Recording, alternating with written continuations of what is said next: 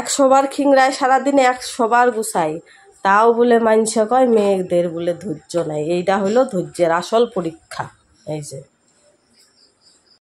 এই যে এগুলা অত্যাচার কার ভালো লাগে? এই যে বিছনাটার পরিস্থিতি, একটু আগে বিছনা গুছাইছি, এই যে বিছানার চাদর, এই যে বিছানার বালিশ, এই যে বিছানার মশারি, এই যে একটা বই, এই যে বই, এই যে সিলেট, এই যে বিদ্যাসাগর সিলেটের উপরে দাঁড়ায় আছে।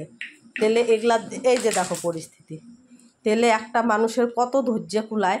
হ্যাঁ, সারাদিন কাজ করে তাল পাই না, গুছায়া তাল পাই না, আরও খিংরায়া তাল পাই না। তুই এটা কি করতেছিস? কতদিন বলছি যে তোকে সিলেটে পা দিতে হয় না, নম করতে হয়? তাড়াতাড়ি সিলেট তোলো। কি করছো এই বিছানাগুলা, কি করছো তুমি? সেটার উত্তর দাও আগে আমাকে। ঠিক করবি? তা ঠিক কর দেখি, কেমন ঠিক করতে পারিস তুই?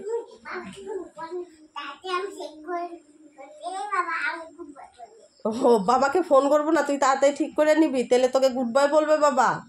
তোকে তো বাবা তোকে ব্যাড বয় বলবে তো। বিছানাটা কি করছিস তুই? দেখ তো,